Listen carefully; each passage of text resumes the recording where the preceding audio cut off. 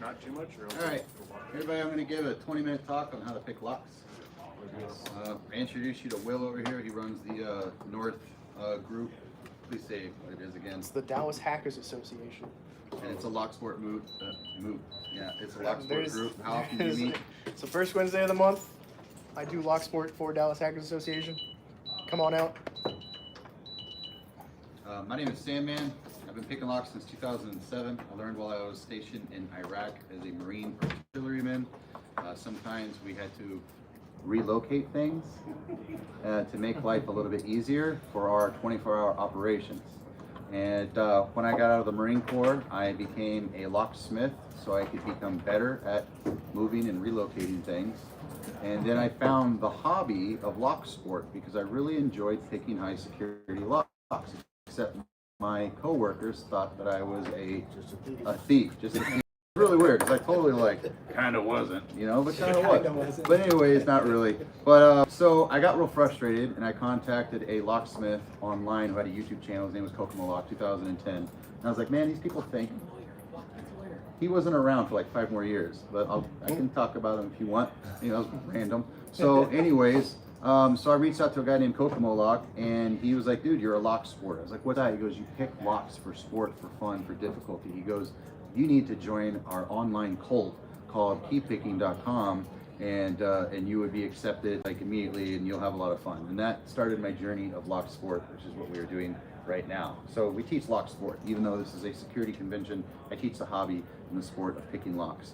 So since 2010, I would say sometime around like 2014, 2016, the Reddit community became very big, very organized, and they took all of the locks in the world and they organized them from easiest to most difficult. In fact, they gave them a ranking or a level from 1 to 15 or about there. So, and then they gave them karate belt colors because we're all nerds.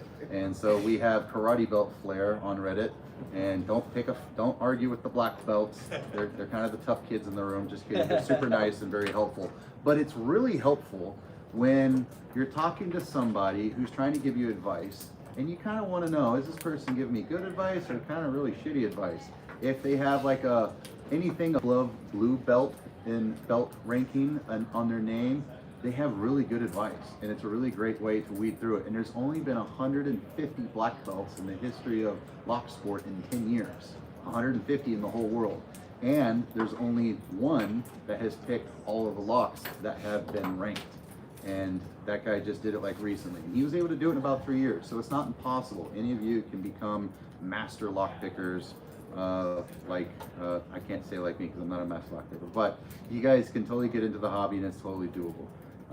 That being said, we're going to talk about locks. We're going to talk about how to pick the locks, why we can pick the locks, things like that.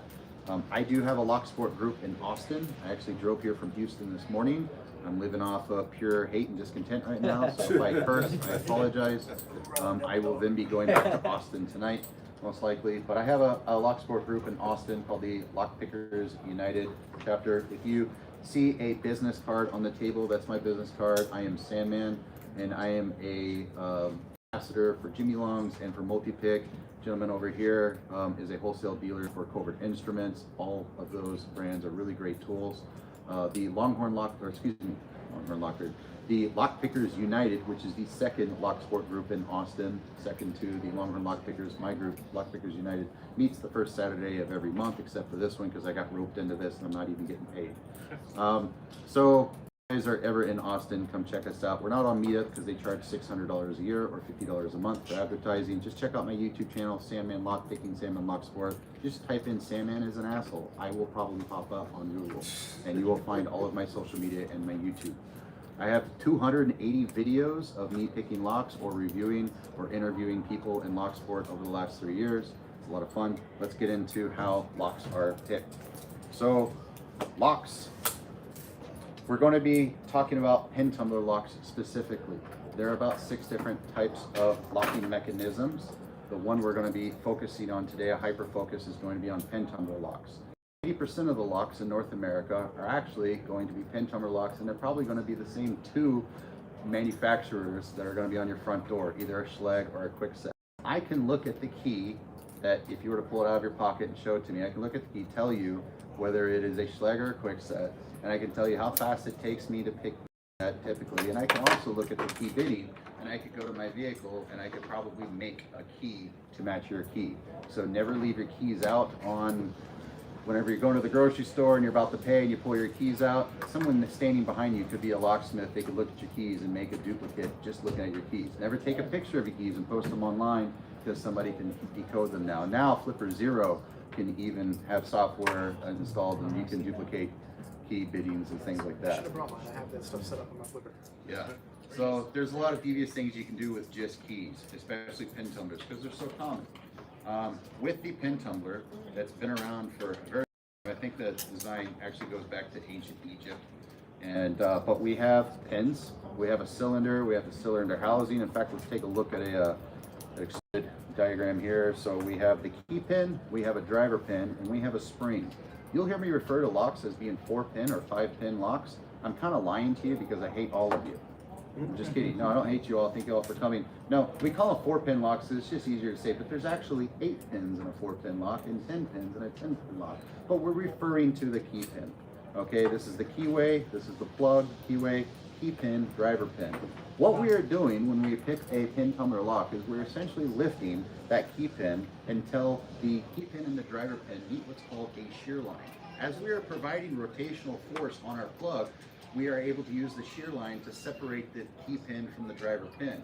What makes this difficult is I have 5 of these things, or 6 of these, or 22 of them, okay, and all different, angles of the lock. That's called a high pin count lock. That's what makes it difficult. A key is able to set all of the depths simultaneously. Our lock picks do them individually, called single pin picking. When we rake, we are kind of simulating a key, but in a very fast motion. Getting ahead of myself, just explaining a lock by design, a pin tumbler lock, is very simplistic. But when you add multiple layers of these pins, we are creating a combination. A pin tumbler lock essentially is a combinated lock, because we have the multiple sets of pins that are combinated at different heights. That's our bidding, and that's what creates key control. You can't just take your key, put it in my door, and open my lock, because I have a different bidding from you. That's why we create an art out of single pin picking and raking. I'm going to teach you guys raking, but first let's talk about why we are able to pick a lock, why we are able to single pin pick a lock. We're able to do this because we're able to capitalize on what's called a binding order. A binding order is manifested out of a lock's tolerances. The manufacturing tolerances of a lock is very wide, okay? It's like 2/1000ths of an inch to as much as like 15/1000ths of an inch. 15/1000ths of an inch is huge. The tools that you're holding in your hands in front of you, if they are double-ended, those are 23/1000ths of an inch. So just a little bit skinnier than that. That's the sloppiness that I have in this lock, on all around the lock, on the outside of the cylinder, on the holes that are bored, on the pins, everything. In steel manufacturing, we have 2 to about 15/1000ths of an inch in tolerance. And these locks are made all over the world. They're made in India, China, Mexico, North America, Sweden. We do find some higher security locks, or higher, let's say, quality locks that are higher level in security, a higher UL rating, because they have tighter manufacturing tolerances. They're harder to manipulate, harder to pick. They're much more resistant to destructive entry, to bypass methods, because of the manufacturing process. So the less money we it is to get into our locks. This particular lock here is a pin tumbler lock. It is an exaggeration of a 4-pin pin tumbler lock with very loose tolerances. It's extremely hard at a manufacturing facility to take a drill bit and to drill into that hole into the cylinder of the housing and into a plug, which is cylindrical, and to do that successfully 6 times in a row and have all those holes line up perfectly. That's what creates slop in our lock, or a loose tolerance. We're going to capitalize on that, and that's how we find our binding order to pick our first pin tumbler lock. I'm going to apply rotational force on my key. I'm kind of simulating a turning tool, and one of these pins is going to bind first. If I didn't have this in front of me and I were to just take my turning tool and I were to place it inside of the lock that's in front of me, These pins are binding up against what's called the Bible or the housing of this lock. So I'm applying the rotational force. One of these pins is going to bind first. How do we find that binding pin? Well, we do it by saying hello to each pin individually, starting from front to back or from back to front. And I literally count them. And I say, you know, like pin 1 is springy. Pin 2 is binding. Pin 3 is springy. Pin 4 is springy.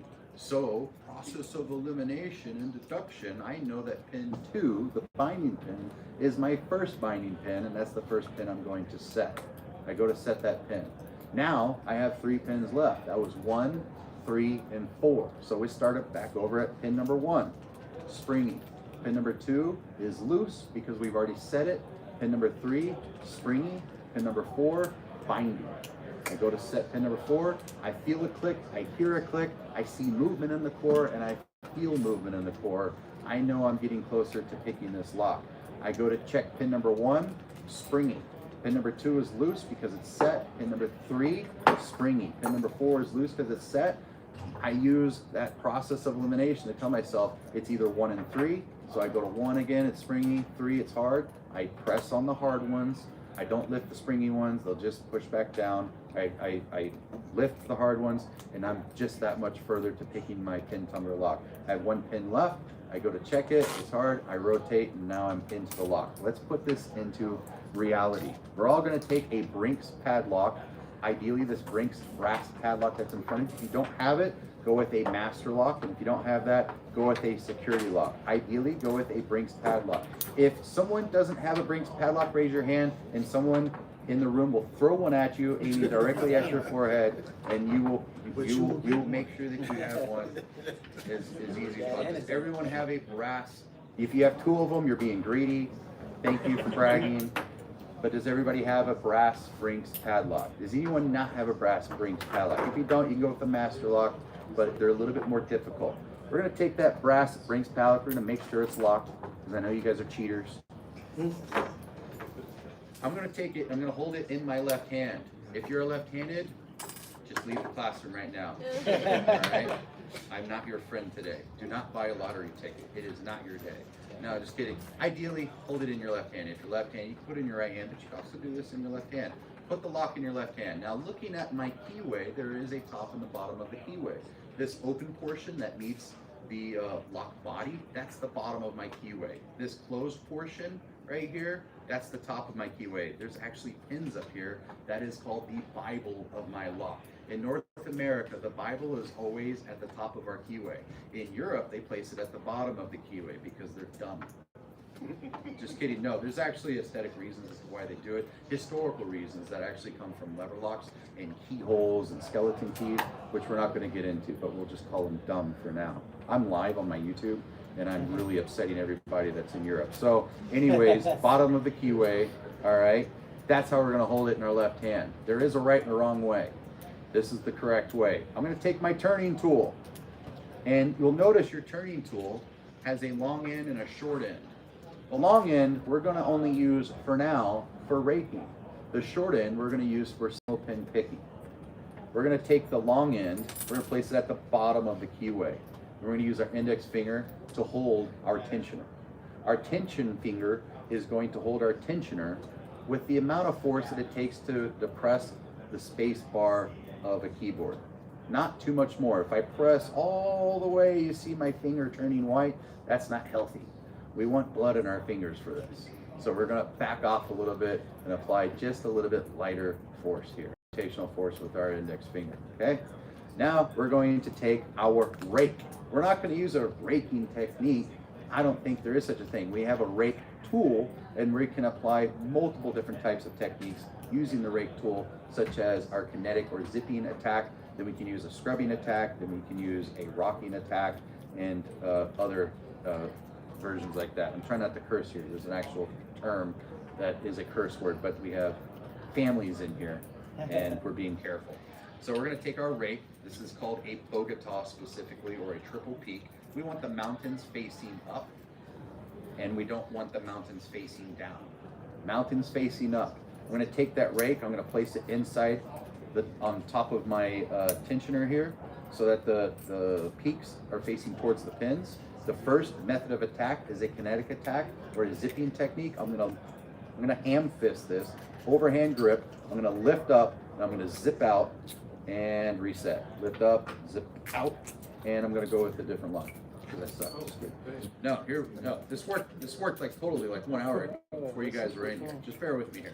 I'm gonna lift up, zip out. That didn't work either. Hold on 1 second. We'll find a lock that works. I'm not panicking right now at all. I'm going to stick it in, lift up, zip out. Haha, got it. See, I'm done. Now I just walk away because I'm awesome. Now, all locks, they're like personalities. All of us are very similar, but our personalities is what separate us.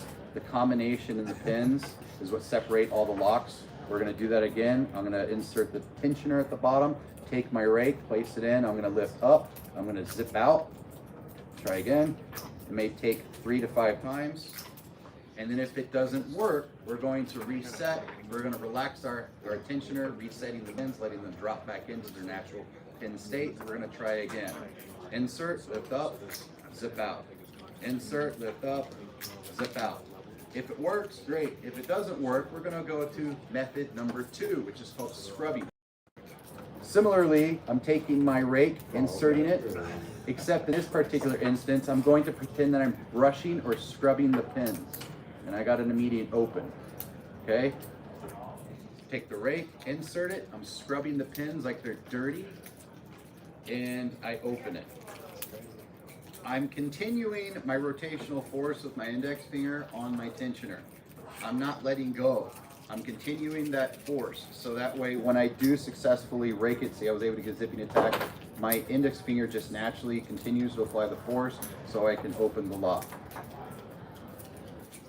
That time I locked the lock in correctly. That's okay. Get it open. There we go. So let's kind of review. We're using a rake, but I don't really want to call it a raking technique. The method we're using, the first method, was a kinetic attack. We call it zipping. I stick it in, lift up, zip out, open the lock. Method number 2, when we get frustrated and we start to panic, we're going to use our scrubbing technique. Scrubbing is just like brushing our teeth. We're not going to get anywhere by twisting our pick this way, or bending or pushing fore and aft.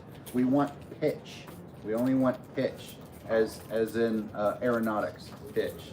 Fore, aft, pitch, yaw, and roll. We only want pitch, up and down like this. And ideally, we're going to kind of brush our teeth. We can go straight in and out. We can do circular motions. I can do circular motions backwards. I can cant it at about a 30 or 45 degree angle and continue those circular motions, and then circular motions backwards.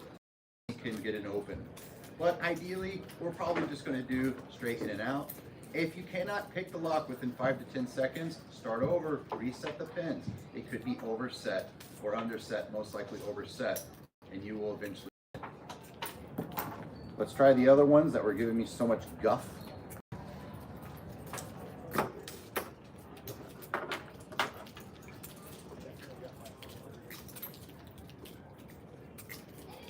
Okay, I was able to rake them all. When I first tried to, I couldn't. I wonder why. Sometimes when we are tense, if we're under pressure, if we're feeling a little anxious or too excited, or we're trying to show off, sometimes I get camera shy. Just try to relax, or start over, or pick up a different lock, or tell the person that's standing behind you, stop looking over my shoulder, it's freaking me out. Okay? Because that'll happen too. I used to work for Papa Lock, and you'll get like somebody literally right here, and he's going, oh, so that's how you do it. It's like, dude, I can smell what you had for breakfast right now. So back off. So that was technique number 2. Technique number 1 was zipping or a kinetic attack. Technique number 2 was scrubbing. Okay. Technique number 3 is going to be a rocking motion. I can take that tool, insert it just like we have been doing. I'm going to grab the back end of it, and I'm going to jiggle it up and down like this. And this is a rocking technique. I'm kind of mimicking the key bidding ever so slightly. It doesn't work on all locks, but it is a attack. So the more you can, there we go. The more, I don't know, what's the sine wave? The more height than all this other, Guys, I went to 11 different schools growing up, and I was a high school dropout. And I'm giving a little stupid talk at BSides in front of you geniuses. So you have to bear with me as I screw up my vernacular completely.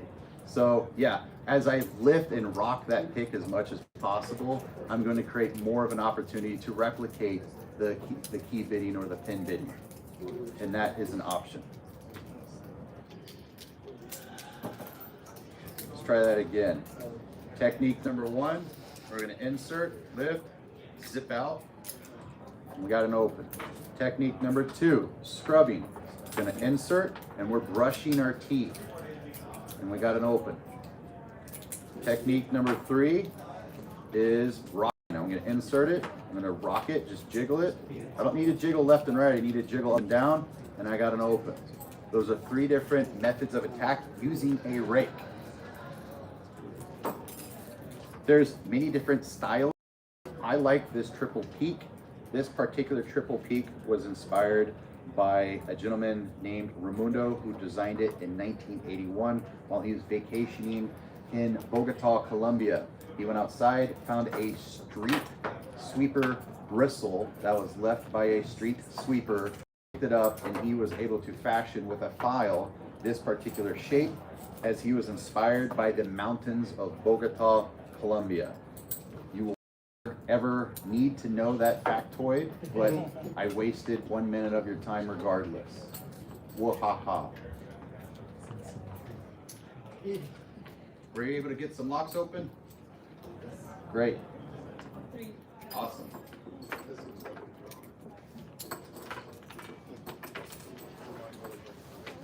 Now then, I'm going to teach single pin picking. This is where things get a little bit difficult. Things get a little bit hard. Some of you are going to start freaking out. Some of you are going to cry. Some of you are going to have midlife crisis right here in this room with me. I'm going through one too. It's hard. It's difficult. The reason why we want to move into single pin picking is because companies have figured out, pin tumblers are basically flawed by design. People can just jiggle these things until they fall open. What if we add a security pin? Here we have a spool pin. A spool pin will give us what's called a false set. It gives us the idea that we have rotation in our plug, but the plug is actually never going to be set, not while the spool pin is caught at the shear line. I still have to do what's called counter rotation, lift to the proper shear line, and then set my pin. And I have to do that to 5 or 6 or 7 pins or more. We don't have to worry about doing that right now. It's a little bit advanced for us. But that's the benefit of single pin picking. It allows us to attack the pins individually as we start to encounter security pins, which are designed to keep jerks like us out of these locks. So we're going to take the opposite end of the tool that you have in your hand, which is the short flat hook, and we're going to learn the single pin picking method. Using the same lock and the same tensioner, but I'm going to use the short tension tool, the shorter end of the same tension tool. I'm going to place it at the top of my keyway instead of the bottom. If I were to take the long end of my tensioner, place it at the bottom, and then I were to insert my tool, I'm effectively oversetting all of the pins as I insert the tool. There's just not enough room. Now, for 50 years, that's how people pick locks. So it is possible. But those people, honestly, sucked at lock picking compared by today's standards. People that pick locks today use top of keyway tension, and they have all of the room in the world to pick their lock and to use many different shapes and heights of profiles and tools to be able to get the proper feedback to attack these security pins. Now, none of the locks in front of you, as long as you have a master or a Brinks or somewhere close to that, or a laminated padlock, have any security pins in them. But if you have a lock in front of you that says American or Avis, it most likely does have security pins, so you don't want to work on those unless you just like to be punished and you want to challenge yourself. By all means, go ahead. I would continue with this same 4-pin brass Brinks padlock, and we're going to learn single pin picking. So I've taken that short end of my tensioner, placed it at the top of my lock, and I've taken my short hook, whether it be a short flat hook or in this case a gem style hook, and I'm going to feel the pins individually. I'm literally going to stop and feel each pin one at a time, just like lockpicking lawyer, just like I did with this little plastic model here. I'm going to say hi to pin 1, and feel whether it's binding or if it's springy. Sometimes you feel a click, sometimes you feel movement in the core. That means the pin may be setting, but we're going to say hello to each pin individually one by one. So pin 1 is loose, pin 2 loose, pin 3 binding. I'm going to lift pin 3. Everybody listen real quick. Watch, listen, listen, listen. Everybody hear that click? I heard it. If you didn't, there was a click. I'm probably lying to you, you know, but I just set pin number 3. I'm going to go to set pin number 4 and nothing on pin 4. So that means I got to start back at pin number 1. Pin number 1, nothing. Pin number 2, binding. I got to click out of 2. Pin number 3, set. Pin number 4, still nothing on 4. Strange. So let's start pin number 1 again. 1, nothing. Go back to number 2 again. I set pin number 2. That's strange. I only felt like I set pin 3, and then I got to click out of 2, and then I had to go back to 2 again. I don't know why, but I got movement in the core, and I opened my lock. Let's go to a different lock. The main thing that you take away from this is you don't have to be good at this method. This method, all you have to do is be able to count to 4, and then count to 4 again. So let's do that. Count 1, nothing on 1, 2, nothing on 2, 3 is binding. I got to click out of 3. I know you guys heard that. Yeah. Click out of 4. There's 4. Let's go back to 1. Nothing on 1. Let's go back to 2. Got to click out of 2 there. So I've had to click on 2 and 4. I don't remember if I had to click on 3 or not. Let's go back to 1. And I got an open. I can't even tell if I'm touching a pin. That's a hard. Are you using an acrylic lock? No. Oh, it's a brass lock? Yeah. I know it's hard, especially with flat picks. Are you using the flat? Yeah, there you go. I have a personal opinion on that. And even though it starts out with flat hooks, and it's a great way to start out, if you take a rounded object, okay, stationary, it moves up and down, but it doesn't move anywhere else. And then you take a flat object, and you're trying to feel for the rounded object, kind of hard. There's not a lot of sensitivity there. What if I were to take a rounded object to touch another rounded object? I'm going to feel a little bit more. But what if I were to take a sharp object to touch a rounded object? Now I can really feel it. That's why I like to use sharp picks and not rounded picks or flat picks. But that's personal preference. It's, for some reason, it just seems to work out that everybody can learn very well off of flat picks. But as you progress, I've noticed personally that the highest level pickers tend to favor sharper picks or rounded picks, not necessarily always flat picks. The flat pick does take away some of the sensitivity, but it's very forgiving when we start to go over the technique. I'm going to curse here, please don't get mad at me. I don't know the age group of everybody in here, but it's called bitch picking. And that's exactly what it is. If I were to take a pick and I just go in here and I just start randomly lifting pins, and just randomly, and I do this for a long time, I just picked this lock. I was literally just talking to you, having whole sentences and not thinking at all, and I was able to pick the lock. It's a technique that was coined sometime around 2016 by a gentleman by the name of Bosney and Bill. He has 500,000 followers on YouTube before he retired in 2020. It's an actual technique. I don't do it. I love single pin picking. I love being able to dictate what the lock does at will. It's a lot more fun for me. But I've seen people use the bitch picking technique to pick as many as a dozen black belt level locks, some of the hardest locks in the world. They spend 20 to 30 hours before they get that open. And then I don't know if they can necessarily replicate it again, but I prefer the single pin picking method that I've shown you guys. Now then, let's pick some locks using that single pin picking technique. It's a skill that you will develop, and is a skill you never stop developing. Raking is so easy. You have 3 different methods, honestly. All right, we have our kinetic attack, we have our scrubbing attack, and we have our rocking attack. And there's different raking profiles with different shapes in the profiles that may lend to favor different types of attacks against different locks. Personally, I very much favor the Bogota shape, the triple peak. I think that's very successful. But let's go to single pin picking, and I'm just going to talk as I single pin pick these locks as best I can. So let's see here, pin number, I have to slow down sometimes because I like to speed pick, and I just try to feel for the pins that are binding. So I got that lock open. I'm feeling for, I can start in the back. I can go with pin number 5, 4, 3, 2, and 1. I got that lock open. Start with the back again. 5, 4, 3, nothing there. Got to start the back again. 5, 4, 3, 2. I don't feel anything. So what do I do if I can't pick the lock in 5 or 10 seconds? Anybody remember? Give up. Give up. That's right. Commit suicide. No, we reset it. All I got to do is just let go with my tension, just reset it, and start all over. Let those pins drop back down in the natural pin state. And I can keep doing that 5, 4, 3, 2, 1, but if it's not working 3 or 4 times in a row, maybe I need to go 1, 2, 3, 4, 5. Let's try that. 1, 2, oh, and I got it. Let's go with that master lock here. Make sure that it's locked. Exactly. You know, start in the back. 5, 4, 3, 2, go back again. 5. It's just process of elimination. I'm just literally touching all the pins over and over and over. 5, 4, 3, 2, 1. 5, 4, 3, 2, 1.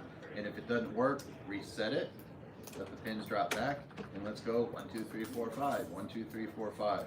It's as simple as that. At least on these very low security locks. Now, as you get better over time, you can do speed picking where I don't count 1, 2, 5, or I don't count 5 to 1. I'm just trying to feel for binding pins. Don't buy a brass lock, in other words. Well, depends on the core. Does anybody have any questions? Are you putting more tension than you would raking? Yes. Because I want to be able to hold the pins individually as I set them. Problem is though, ideally, you will hold more tension, and as you find a pin that's binding, you actually will kind of let a little bit to be able to set that pin to the shear line. And then you apply more tension again, hold what you got. Some people would call that variable tension. Sometimes variable tension could be that I'm holding too much tension and I'm not getting any pins to bind, or maybe not enough tension, so I have to hold more tension. You just kind of vary the tension. Lockpicking lawyer would say that you apply the amount of tension that's required for that particular lock. It's very hard for me to tell you to hold medium tension because medium is subjective. So all I can say is start with the amount of tension that is required to apply force to be able to compress the space part of a keyboard and go from there, adding more and more tension. If you feel like your finger hurts from the tensioner, you're probably applying too much tension. If you are bending your pick or breaking your pick, you're applying.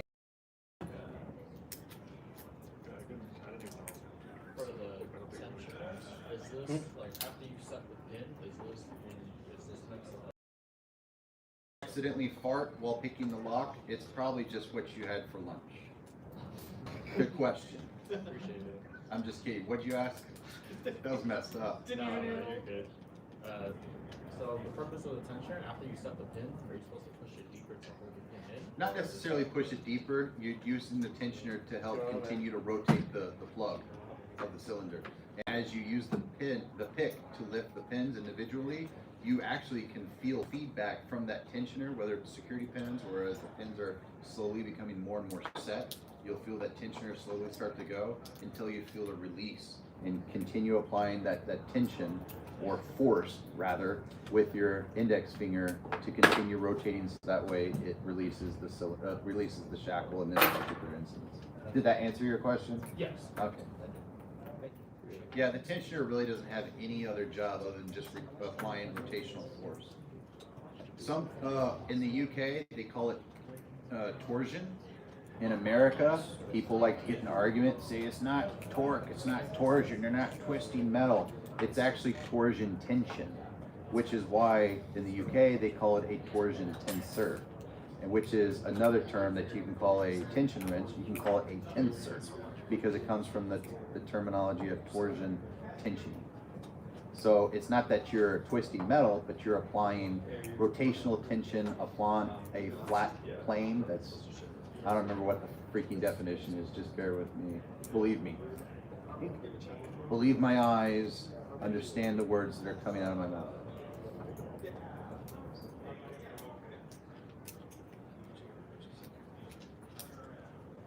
Is there, with false pins, is there any, like with manufacturers, a known pattern? Like, is there a mechanism to know if the pin's false or true?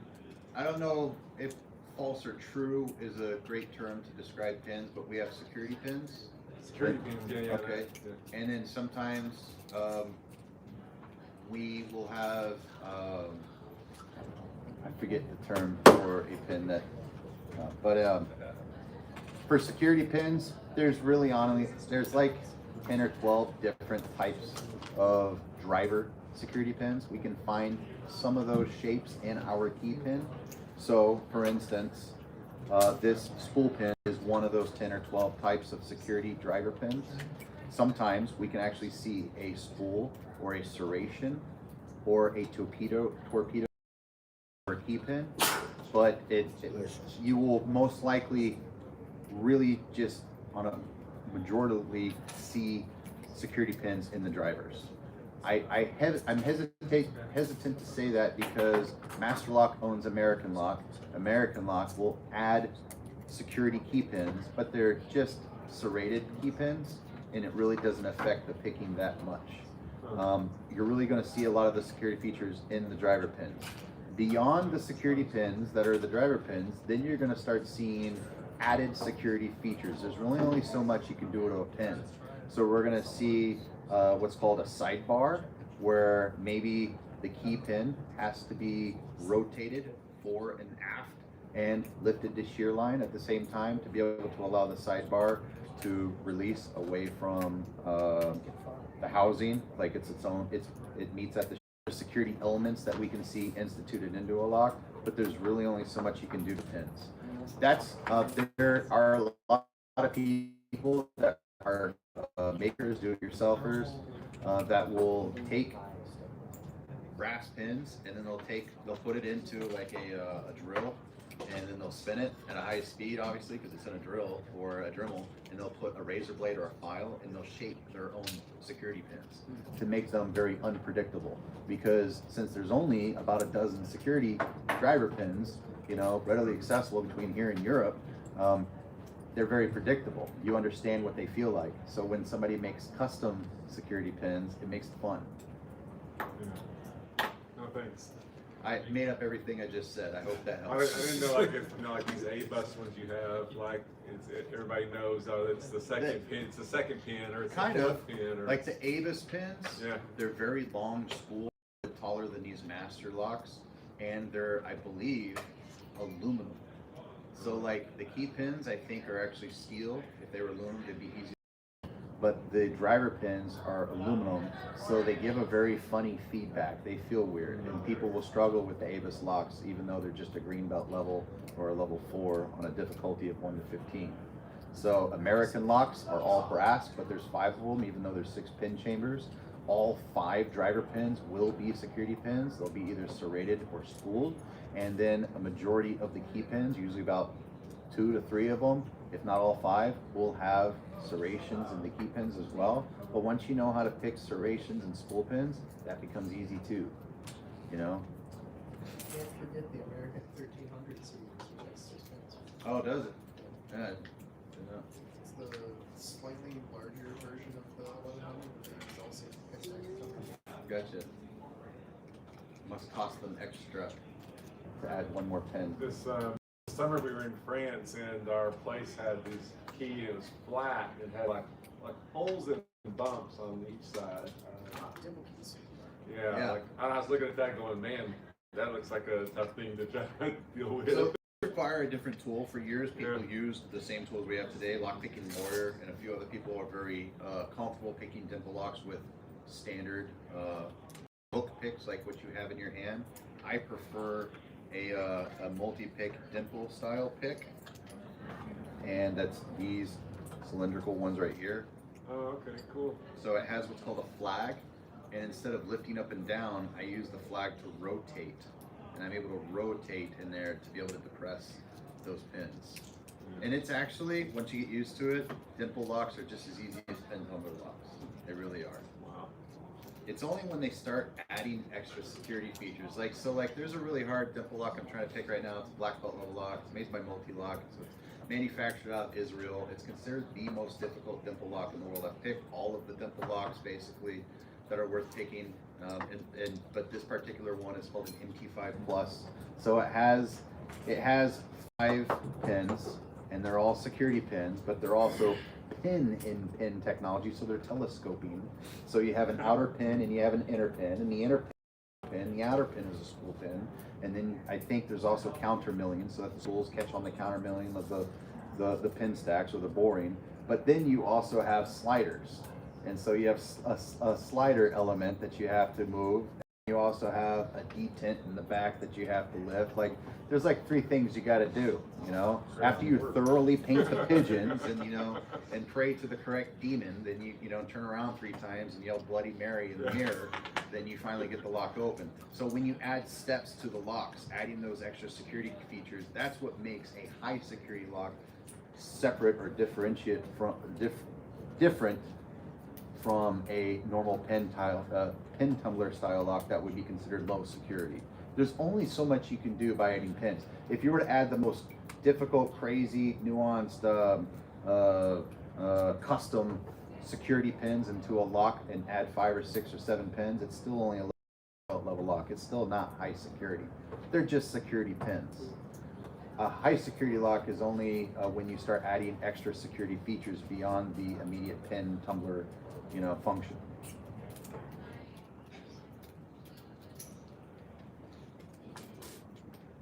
Everything I've said for the last 20 minutes was complete lie, by the way. I have no idea what I just said. I blacked out. Anybody have any questions? Yes, sir. Question. So if you put the tension rod, how are you able to determine where the key turns if it turns?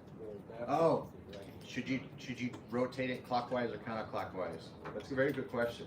So door locks, as a formally trained locksmith, we want the key to go in a certain way. We want to install the lock a certain way. We want the customer to be able to experience that when they turn the key away from the door frame, that we're retracting the bolt with the key. But honestly, if I take that key and I rotate it this way, I'm still retracting the bolt. It just depends on how the bolt was installed, and it depends on whether the keyway was installed, whether the keyway with the Bible on top or the keyway with the Bible on bottom. It really doesn't matter on a residential or commercial door. I will pick it in the direction that the lock wants to be picked. It's a 50-50 shot in the dark, and then I will use a plug spinner that will flip that keyway over, and I'll do it here in a second. I'll show you guys.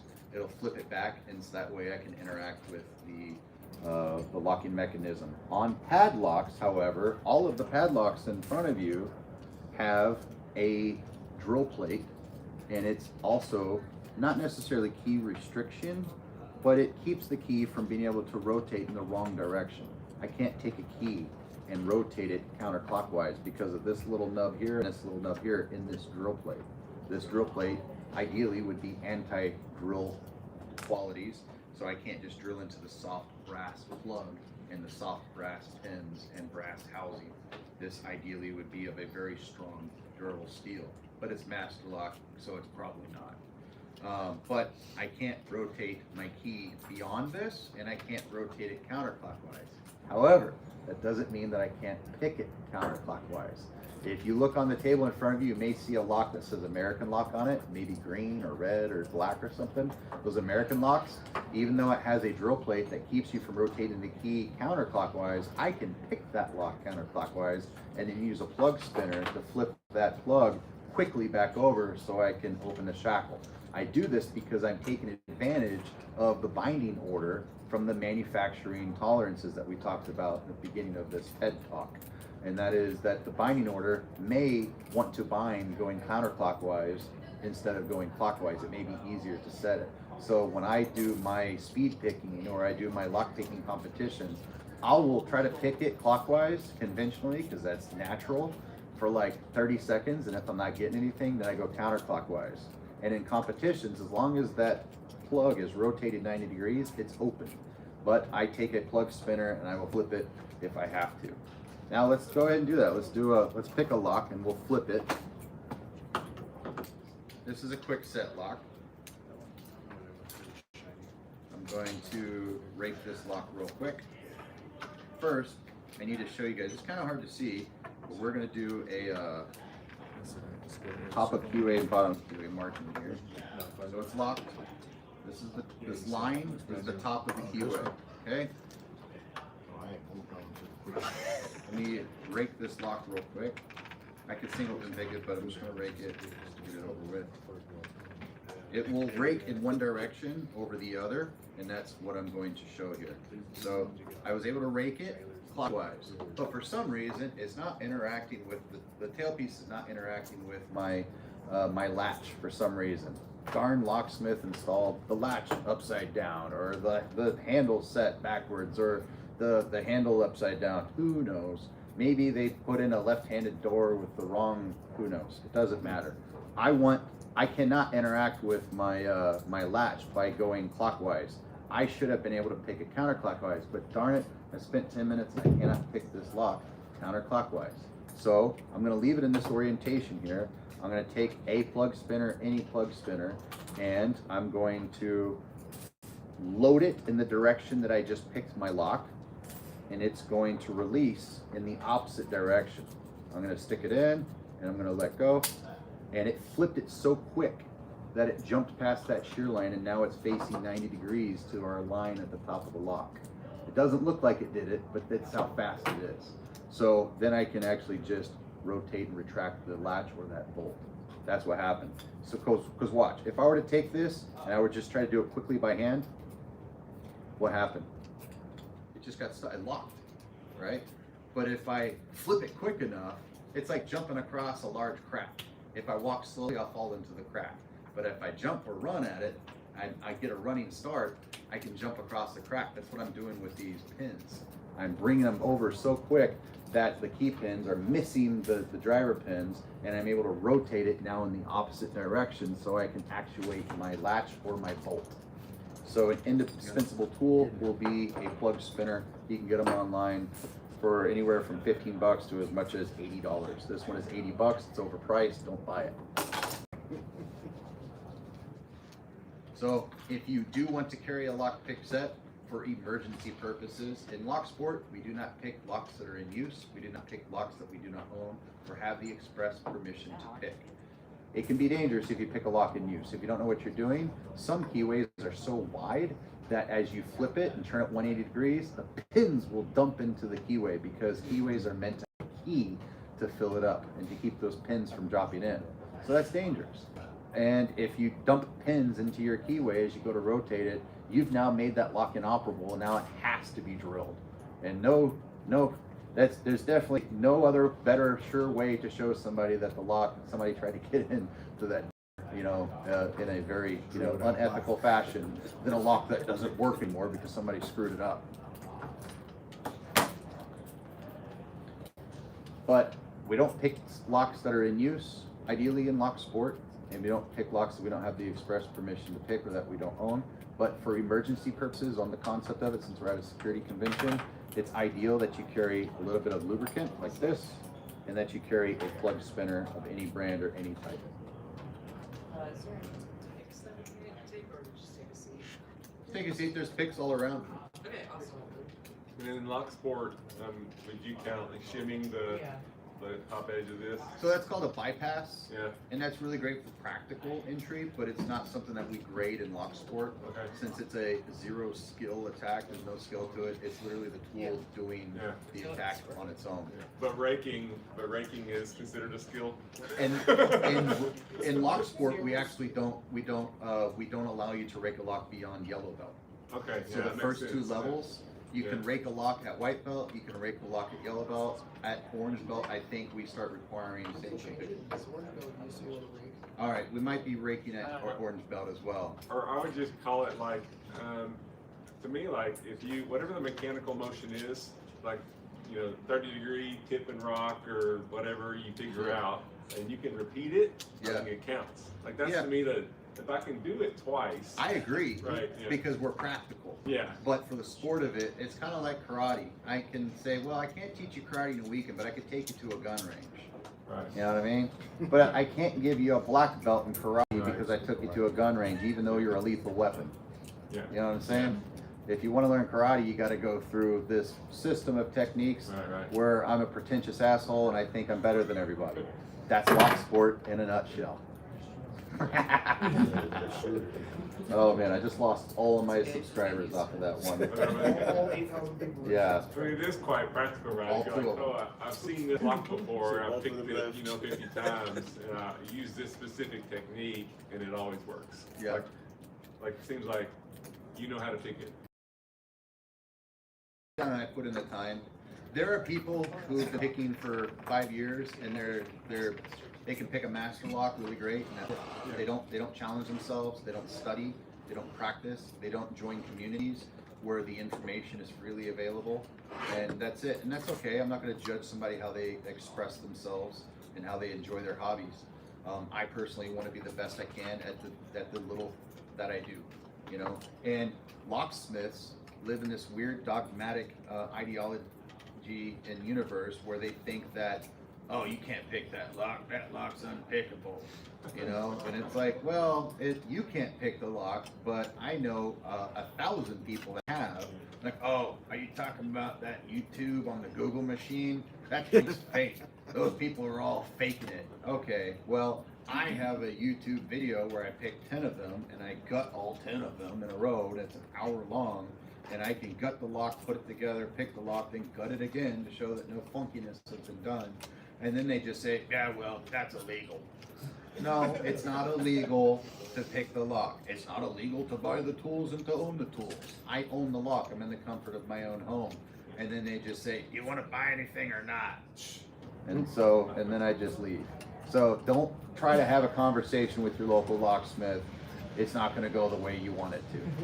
Locksmiths are getting better though, because like when I was a locksmith 15 years ago, the average locksmith was 55 years old in my shop. I was the guy that turned the computer on for them because they couldn't figure out how to do that. And I'm not a computer guy, okay? But they're like, hey, come turn this box on. I'm like, okay, ping. You know, I press the button on the fucking tower. And then, oh, there's something wrong with it. It's not turning on. Do we need to call like a computer guy? No, it's the fucking monitor. Hold on. You know? And then I turn on the monitor. And that was it. They thought I was a hacker, dude. They thought I was amazing. So, and I'm an idiot. I don't know how to do anything with that stuff. But that is your average locksmith. I swear to God, 15 years ago it was. The average locksmith today is a little bit younger. They're like averaging 30 to 40 years old. It's still hard to get into it when you're young. It's a very closed community for only the reason that because there are a lot of good old boys in it. It's not for security reasons at all. I promise you, it's not. They like to say it is, but those guys don't know how to get into shit. You know, they use a drill like any other criminal. So, but it's a really hard industry to get into. I tried when I got out from working with the shops I worked in. I spent years trying to get back in the industry. Didn't matter my qualifications. Didn't matter I held a government secret level security clearance, and you know, did tours in Iraq and Afghanistan. I don't drink, I don't do drugs, you know, like it didn't matter what I put on my resume. They're like, we don't want it. Really what it is they felt threatened by somebody that had more than 3 teeth and, you know, could spell kumquat. So anyways, it was threatening to them. I don't know. You spell kumquat? No, I can't. But they don't know that. They don't know that. So anyways, but the locksmiths today, they're very, very intelligent. They are developing more tools, or I should say incorporating more tools into their repertoire and their techniques. At these ALOA and other security conventions with locksmiths, they are more accepting of the locksmiths, and they are holding competitions, and they are allowing us to go and participate, even though we're not registered or licensed security professionals. So things are getting better, but for the most part, they're all ignorant. Like, okay. Now, on the red teaming side, where you have about 5 common keys for all kinds of control system boxes that are for building management and stuff like that, or access, physical access, gates. Like it's always like the same keys. Like so, we never tell them to change the keys. We just tell them to put in an electric detection so it never gets open. Yeah. Right. Yeah. Because like, That's smart. That's really smart. well, yeah, it's just, yeah, it's a tripwire. Like, Yeah. it has to be You use open, it like and that, we're right? changing the keys Okay. stupid because, Hold it like you know, these this. guys know how to pick, you know, anything you put in there. In cities, they have what's called a Knox box. And so the Knox box have Knox locks, and the Knox locks is essentially a Medico M3 or M4 that some is designed, you know, or requested with a locksmith or with, man, I'm so out of my depth here, but basically all of the major buildings in any city is going to have one emergency access to it, and it's called the Knox box. And so every fire department or emergency medical service can put that Knox box with their key, open it up, and get a key to the building, or the key in the Knox box will be the master key for the key to the building. I know a guy who likes to explore, and he walks up to Knox boxes, and after like 5 or 10 years of exploring, found one in Houston that had a key sitting inside of it. Now he has a key that goes into like 90% of all commercial buildings in all of Houston. Imagine that. Yeah. At least the key that goes into a Knox box that has access to the Yeah. keys for the system. And all he had to do was take a picture of it. Yeah, and then 3D print it and sell it online. Apparently what I've learned is don't buy a brass lock. Don't buy a brass wrench lock. That's what I've learned. I'm gonna turn this off.